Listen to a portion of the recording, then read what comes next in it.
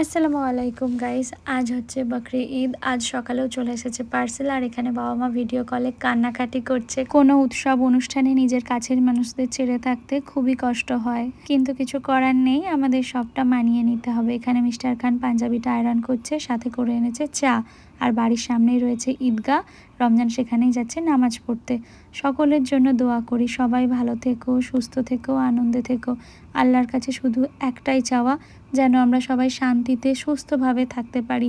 টাকা পয়সা দেখো যাবে আসবে, কিন্তু শান্তিতে সুস্থভাবে থাকাটাই আসল। প্রত্যেককে বলবো হিংসা না ছড়িয়ে প্লিজ ভালোবাসা ছড়াও। মিস্টার খান ওখানে চলে গেল নামাজ পড়তে সকলের সাথে।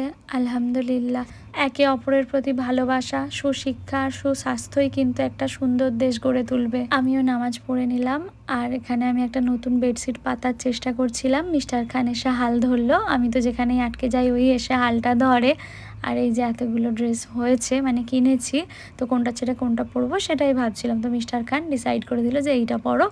আসসালামু আলাইকুম, ঈদ মোবারক।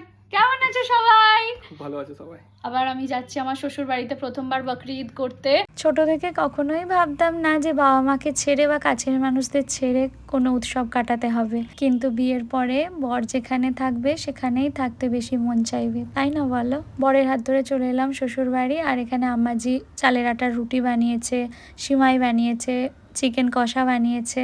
আর এখানে আমার দেওর হয় ওটা, তো রমজান আর দেওর একে অপরকে খাইয়ে দিল। আর ওটাও একটা দেওর হয়, তোমরা তোকে দেখেইছো। আর এখানে একটা কিউট বেবিও পেয়ে গিয়েছি, কি মিষ্টি, মাশাল্লাহ মাশাল্লাহ।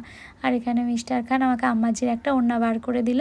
আম্মাজি বানিয়েছে বিরিয়ানি, আমরা দুজনে মিলে সেটাই দেখতে চলে এসেছি। আমি বিরিয়ানি ভালোবাসি বলে মাও যেমন এতদিন বিরিয়ানি বানাতো, আর এখন আম্মাজিও কিন্তু যে কোনো অকেশানে বিরিয়ানি বানায়। মিস্টার খান এখন আমায় টেস্ট করানোর জন্য এখানে নিতে চলে এসেছে বিরিয়ানি, আর এই যে নিজে হাতে করে আমায় খাইয়ে দিচ্ছে। সত্যি স্বামীর ভালোবাসা, আদর, যত্নে একটা মেয়ে সব কষ্ট ভুলে যেতে পারে। আর এখানে আমাদের গাছের, মানে আমার আম্মাজির আম গাছের আম পড়েছে আমাদের বাড়ির পিছনে, তো সেটাই কুড়োতে এসেছি। আর মিস্টার খান গাছটা নাড়াচ্ছে, দেখো। তো আমরা বেশ কয়েকটা আম পেয়েছি, আর কয়েকটা আম না ওই পাশে পুকুর ছিল আগে, কিন্তু পুকুরটা এখন আর পুকুর নেই, ডোবা হয়ে গেছে, তো সেখানেই পড়ে গেছে। রমজান এখানে আমার দেওরের হাতটা শক্ত করে ধরেছে। আমগুলো কিন্তু আদৌ খাবে না, কিন্তু কোড়ানোর জন্য দেখো কি করছে। যাই হোক, ফাইনালি আমগুলো পেয়েছে।